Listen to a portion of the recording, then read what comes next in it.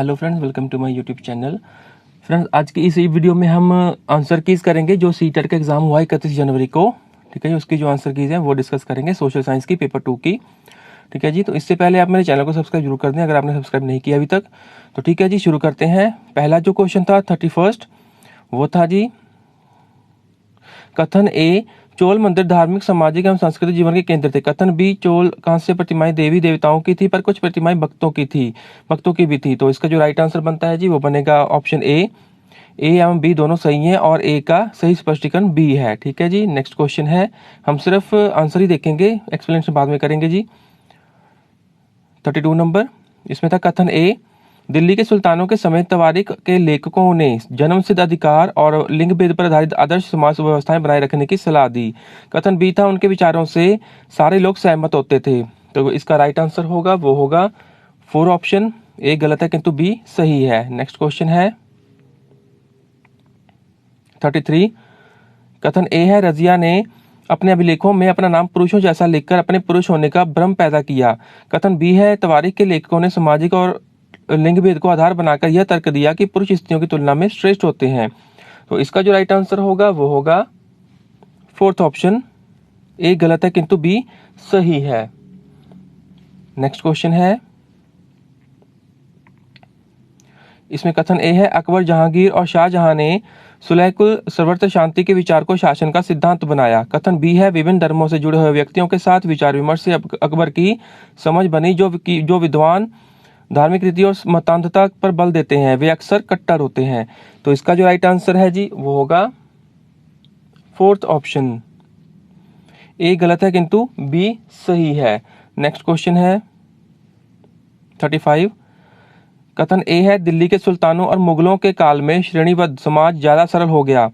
कथन बी है, जनजाति समाज कई असमान वर्गों में विभाजित नहीं था। तो इसका जो राइट आंसर बनता है जी वो बनेगा 2nd ऑप्शन। ए एवं बी दोनों सही है किंतु ए का सही स्पष्टीकरण बी नहीं है। नेक्स्ट क्वेश्चन है,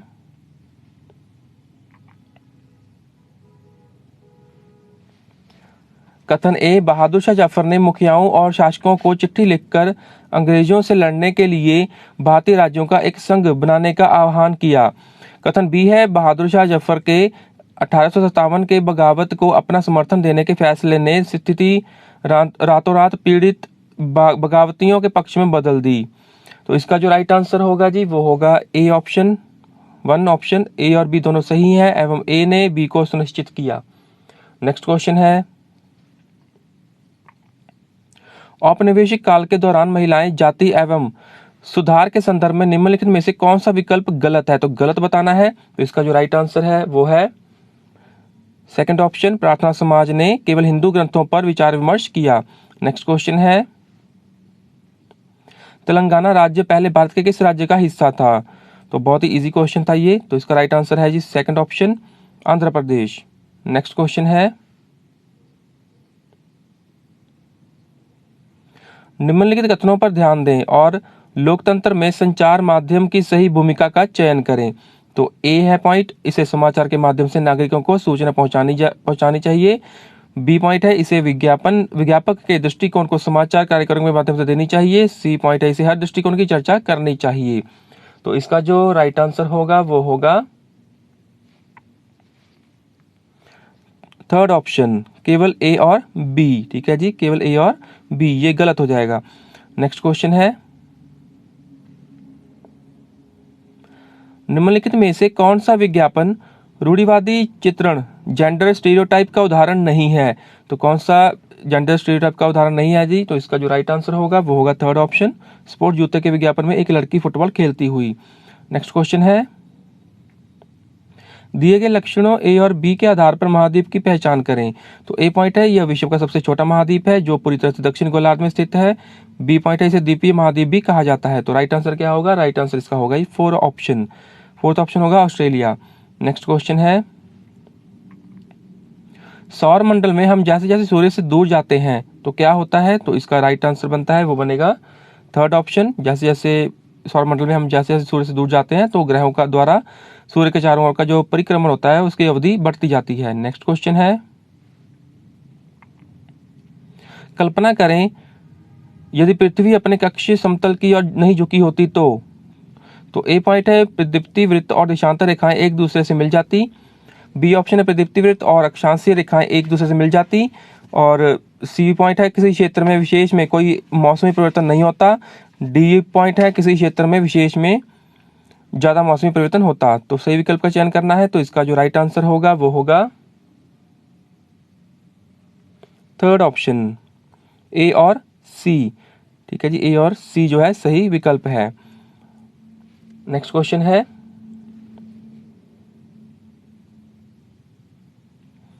भारत में शरद ऋतु के संबंध में कथन ए, बी और सी पर विचार कीजिए और सही विकल्प का चयन कीजिए। तो ए है जो इस मौसम को दक्षिण पश्चिम मानसून के नाम से भी जाना जाता है। बी ऑप्शन है इस मौसम में पवन बंगाल की खाड़ी तथा अरब सागर से स्थल की ओर बहती है।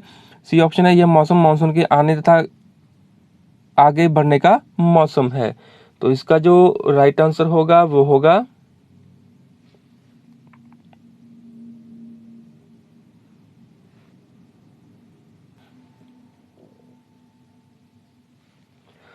सेकंड ऑप्शन, ए, बी और सी सभी गलत हैं। नेक्स्ट क्वेश्चन है, निम्नलिखित में से कौन सी नदियां सुंदरबन डेल्टा का निर्माण करती हैं? तो कौन सी नदियां हैं? तो इसका जो राइट आंसर होगा वो होगा थर्ड ऑप्शन, गंगा एवं ब्रह्मपुत्र। नेक्स्ट क्वेश्चन है, दिए गए लक्षणों ए और बी के आधार पर वायुमंडलीय परत की पहचान करें। तो ए पॉइंट है अंतरिक्ष से प्रवेश करने वाले उल्कापिंड इस परत में आने पर जल जाते हैं। बी ऑप्शन है, बी पॉइंट है इस परत में बढ़ती ऊंचाई के साथ तापमान घटता है। तो राइट आंसर क्या होगा? राइट आंसर होगा वन ऑप्शन, मध्यमंडल, मेसोस्फीयर। नेक्स्ट क्वेश्चन है, आत्मन का संबंध है, तो आत्मन का संबंध किससे है? तो राइट आंसर होगा फर्स्ट ऑप्शन, सूर्य ऊर्जा के साथ। ठीक है जी, आइसोलेशन का जो संबंध है वो सूर्य ऊर्जा के साथ है। नेक्स्ट क्वेश्चन है, उचित विकल्पों के साथ निम्नलिखित का मिलान कीजिए। तो मिलान करना था, तो इसका जो राइट आंसर बनता है वो बनता है फोर्थ ऑप्शन, ए का थर्ड, बी का फोर, सी का सेकंड और डी का फर्स्ट। तो राइट आंसर होगा फोर्थ ऑप्शन। नेक्स्ट क्वेश्चन है, दिए गए दोनों कथनों पर ध्यान दें और उचित विकल्प का चयन करें। कथन ए है सहारा रेगिस्तान एक समय में पूर्णतः हरा भरा मैदान था। कथन बी है सहारा की गुफाओं से प्राप्त चित्र, नदियां, मगर, हाथी, शेर, पशु तथा बकरियां दर्शाते हैं। तो इसका जो राइट आंसर है वो है फर्स्ट ऑप्शन, ए और बी दोनों सही हैं। नेक्स्ट क्वेश्चन है,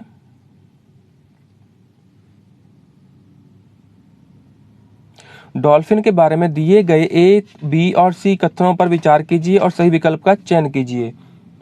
तो ए कथन है गंगा और ब्रह्मपुत्र नदी के अलवण जल में डॉल्फिन पाई जाती है। बी पॉइंट है डॉल्फिन अभयारण्य बिहार राज्य में अवस्थित है। सी पॉइंट है डॉल्फिन की उपस्थिति से जल की शुद्धता का पता चलता है। तो राइट आंसर क्या होगा? राइट आंसर होगा थर्ड ऑप्शन, ए, बी और सी तीनों सही हैं। ठीक है जी, नेक्स्ट क्वेश्चन है, बायोगैस अनिवार्य रूप से निम्न में से किन का मिश्रण है? तो बायोगैस किसका मिश्रण होती है? तो इसका जो राइट आंसर होगा थर्ड ऑप्शन, मीथेन और कार्बन डाइऑक्साइड। नेक्स्ट क्वेश्चन है, संसाधन के बारे में कथन ए और बी पर विचार करें और सही उत्तर का चयन करें। तो ए पॉइंट है सभी संसाधनों का आर्थिक मूल्य होता है। बी पॉइंट है समय और प्रौद्योगिकी दो महत्वपूर्ण कारक हैं जो पदार्थों को संसाधन में परिवर्तित कर सकते हैं। तो इसका जो राइट आंसर होगा वो होगा थर्ड ऑप्शन, ए गलत है परंतु बी सही है। नेक्स्ट क्वेश्चन है, निम्न में से ऊर्जा के परंपरागत स्रोत के समूह की पहचान कीजिए। तो इसका जो राइट आंसर बनता है वो बनेगा थर्ड ऑप्शन, खनिज तेल, प्राकृतिक गैस और ईंधन। नेक्स्ट क्वेश्चन है, प्राकृतिक संसाधनों के प्रकार को उनके वर्गीकरण के साथ मिलान करें। तो इसमें मिलान करना था, इसका जो राइट आंसर है वो है थर्ड ऑप्शन, ए का फर्स्ट होगा, बी का सेकंड होगा, सी का थर्ड होगा, डी का फोर्थ होगा। तो इसका राइट आंसर होगा वो होगा थर्ड ऑप्शन। नेक्स्ट क्वेश्चन है, कथन ए है लगभग 12,000 साल पहले भारत में कई क्षेत्रों में गर्मी बढ़ने के कारण घास वाले मैदान बनने लगे।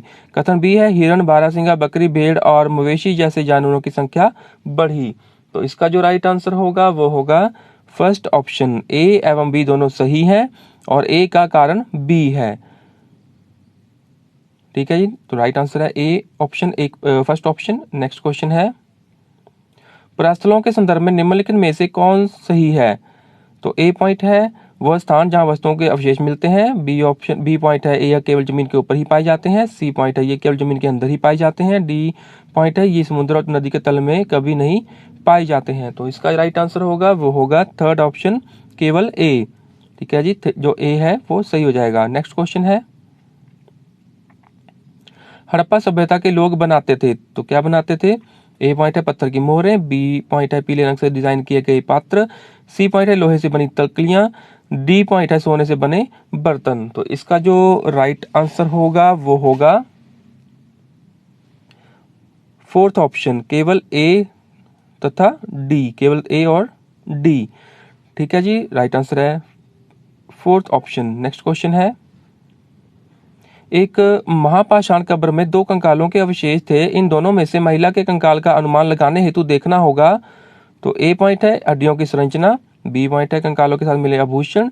सी पॉइंट है कंकालों के आकार। डी पॉइंट है कंकालों के साथ मिले खाना पकाने के बर्तन। तो इसका जो राइट आंसर होगा वो होगा फोर्थ ऑप्शन, केवल ए तथा बी। ठीक है जी, राइट आंसर है फोर्थ ऑप्शन। नेक्स्ट क्वेश्चन है, प्रारंभिक काल से शुरू करके आरोही क्रम में निम्नलिखित को सजाएं। तो ए पॉइंट है वेदों की रचना की शुरुआत। बी पॉइंट है महापाषाणों के निर्माण की शुरुआत।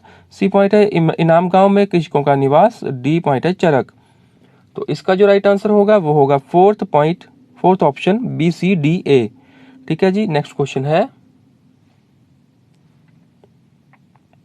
हाल के काल से शुरू करके अवरोही क्रम यानी कि उल्टा में निम्नलिखित को सजाएं। ए पॉइंट है लोहे के प्रयोग में बढ़ोतरी, नगर, आहत सिक्के। बी पॉइंट है उपमहाद्वीप में लोहे की प्रयोग की शुरुआत।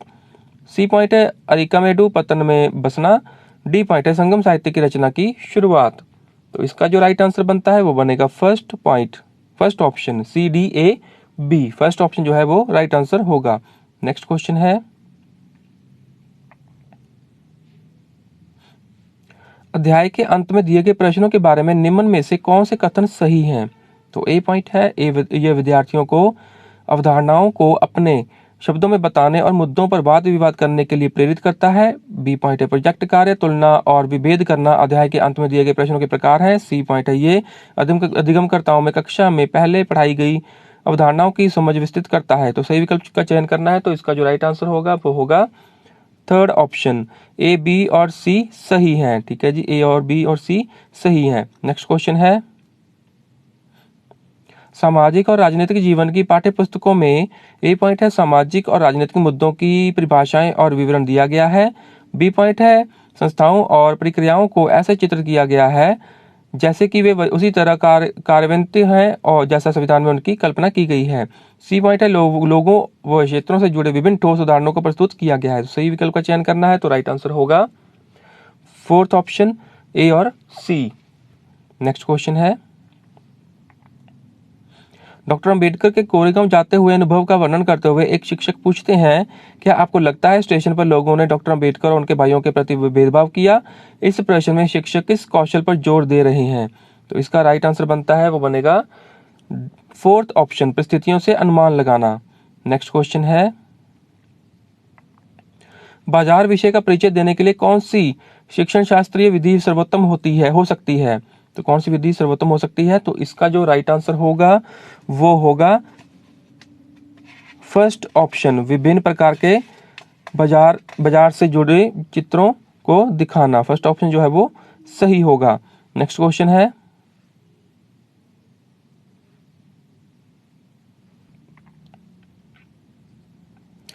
यही है उस ईश्वर की महिमा, इसलिए दूषण है भीतर, दूषित है काया भीतर से, इसमें कोई भ्रम न रखना, महारी चोखा का है यह कहना। एक शिक्षक के तौर पर आप इस कविता का विश्लेषण और अपने अधिगमकर्ताओं से चर्चा कैसे करेंगे? तो इसका जो राइट आंसर होगा वो होगा फर्स्ट ऑप्शन, मानवीय शुद्धता हमारे विचार और विश्वास से निर्धारित होती है। नेक्स्ट क्वेश्चन है, सामाजिक विज्ञान की पाठ्यचर्या उच्च प्राथमिक स्तर पर केंद्रित करता है। तो ए पॉइंट है पृथ्वी के जीवन के आवास के रूप में समझ बनाना। बी पॉइंट है अपने क्षेत्र, राज्य और देश पर अध्ययन करना। सी पॉइंट है भारत के अतीत और सामयिक विकास का अध्ययन करना। तो सही विकल्प का चयन करना है, तो इसका जो राइट आंसर होगा वो होगा सेकंड ऑप्शन, केवल ए और सी। ठीक है जी, राइट आंसर होगा सेकंड ऑप्शन। नेक्स्ट क्वेश्चन है, ग्लोब और प्रकाश स्रोत का इस्तेमाल करके एक शिक्षक निम्न में से किन अवधारणाओं को दर्शा सकता है? तो ए पॉइंट है परिक्रमण, बी है दिन रात, सी है मौसम परिवर्तन, डी है वर्षा का वितरण। सही विकल्प का चयन करना है, तो राइट आंसर बनेगा थर्ड ऑप्शन, ए, बी और सी। नेक्स्ट क्वेश्चन है,